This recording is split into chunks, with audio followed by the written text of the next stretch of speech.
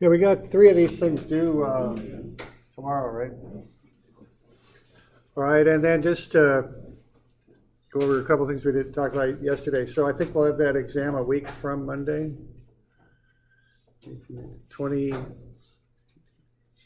28, I think, the 28th, I think. So that sounded like that'll work? Okay.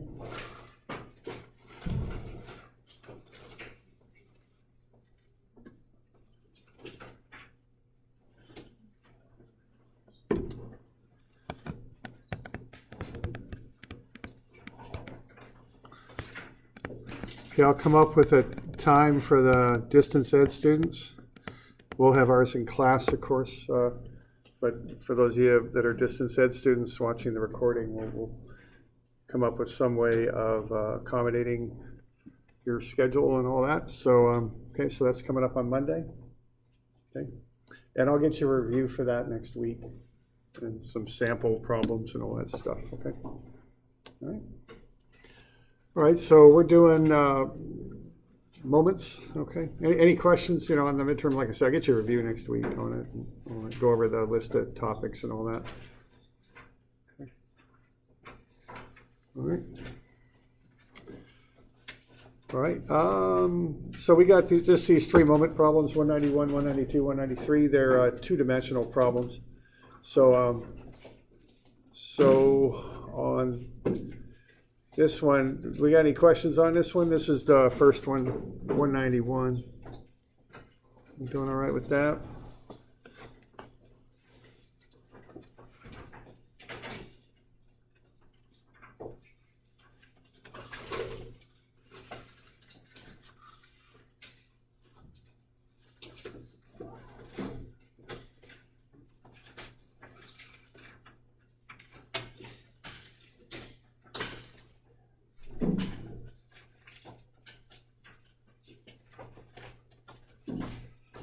All right, so the deal on this is when I'm doing these, what you want to do, you want to combine X and Y components of force and X and Y components of distance. So you combine Fx with the Y distance and Fy with the X distance. That's how you make a moment.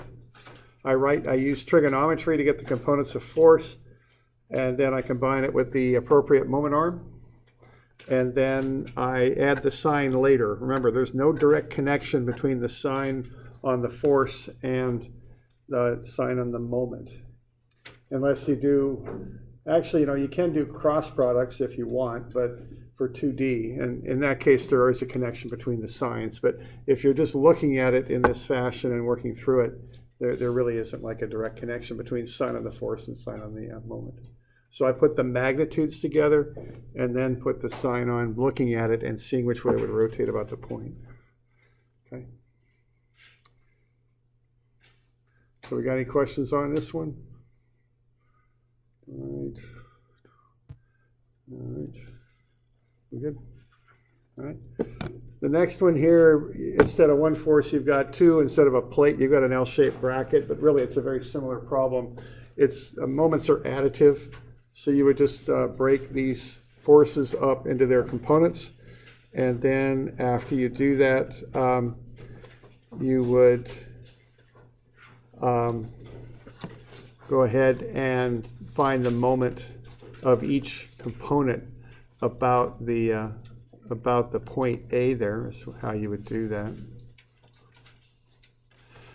So what you'd want to do would be to break up each of these into their components. So you want to break up the 1900 into X and Y and the 1200 into X and Y, and then you're going to find the moments of those forces about A and add them up.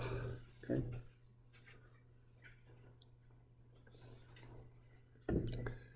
So let's see.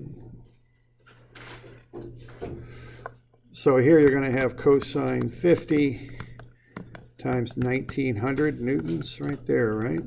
Because that's adjacent to the angle, so that's the cosine function. So when you go moments about A, and really it's a summation process, one of those things is going to be cosine 50 times 1900 newtons. That would get you the X component you can apply that anywhere along its line of action. So the moment arm would be right there, and that would be 0.7 meters, right, matching that. So that would be 0.7 meters. And then I'm going to look at that and go, okay, which way is that rotating? It's coming around that way, counterclockwise, so that's a plus. All right. And if you have any questions about the sign, I mean, just draw up an arrow like what I just did. Or I've even had students, put their index finger on point A on their paper and push in this direction and, see which way their paper rotates. I mean, it's fine. I mean, counterclockwise. Okay. Questions on that?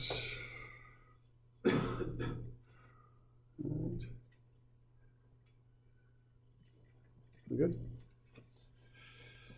All right, now you can do these with cross products if you want. You can do 2D cross products if you like. I don't do it that way. I prefer to just look at it and kind of figure it out. But you can break this thing up into components just like what we did yesterday.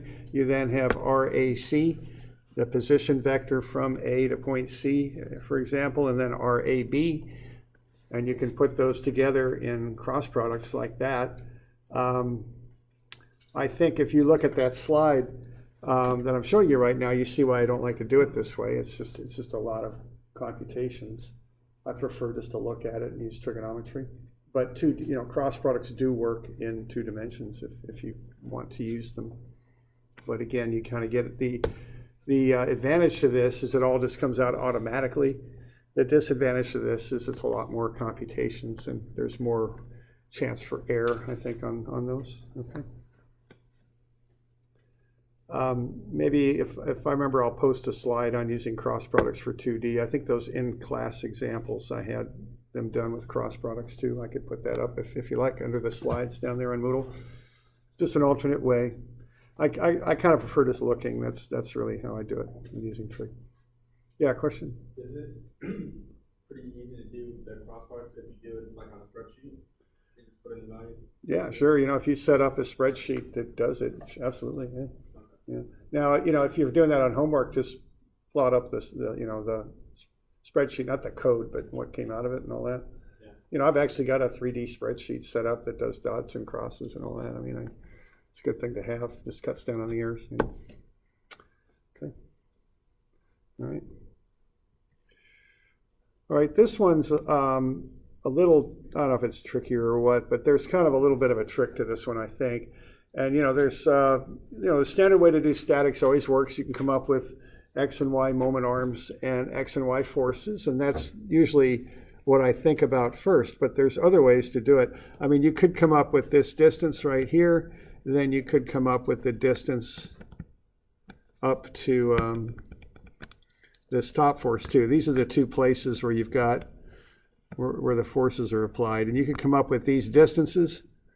Should I give these some names? So let's call this B and C. So this would be DBX, this would be DCY, and DCX. You would then have to come up with this angle, wouldn't you? So we've got 61 here. So we're going to have to do a little bit of angular analysis here. 29 would be this angle. What that is 90 minus the 61 that you're given over there on the left. And if that's 29 and then you've got 49, I think that's going to leave 20 degrees in here. And what the 20 degrees is the 49 minus the 29. Okay. So that's kind of how you could approach this if you wished. That would be one good way to do it. But there's a nice little trick to this one that you might want to employ that will get you the answer a little bit quicker. But this is one way to do it. Okay. Now, the other way to look at this thing is to, let's see here, is to rotate your axes. See, we always want to, we often look at XY axes as though they're kind of what I call absolute. They're always how you have to do things, but you don't, okay? So what you could do is you could set up what I would call an inclined axis system to work through this one. And that's how I would tend to do this. It's just easier. Rather than going through the stuff up above, I would tend to do it this way. All right, you want the moment about A. what you've got then is you've got this force, and conveniently, it's already got its angle on it, 49 degrees. And then you've got this force with its angle on it. Well, and then notice you've also got the distances. Like so. It's all set up to go that way. See, you've got 420 here, and then you've got 700 here.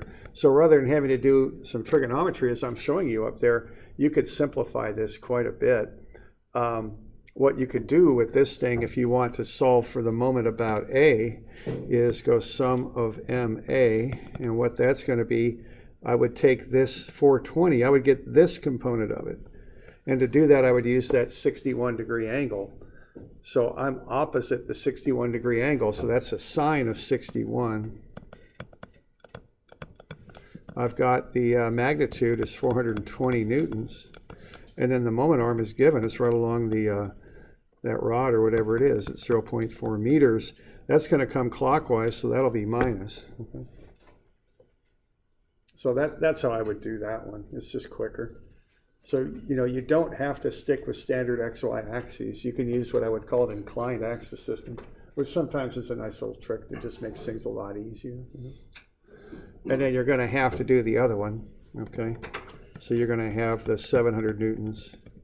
Whoa, okay, that one got away from me. And then put in that moment arm. Now remember, the moment arm is from A, so the distance for the next one would be that. It's not 0.4, it's 0.8, okay? So just remember to get the proper distance in there. And then take those two and add them up. That'd probably be the most effective way to solve that thing out. So we're doing all right with that? Okay. So that's just a good trick to know. It can be handy sometimes. We'll come back to that one, I think, a couple of times throughout the term. Okay. So that's what's due tomorrow. Okay. Questions on any of that?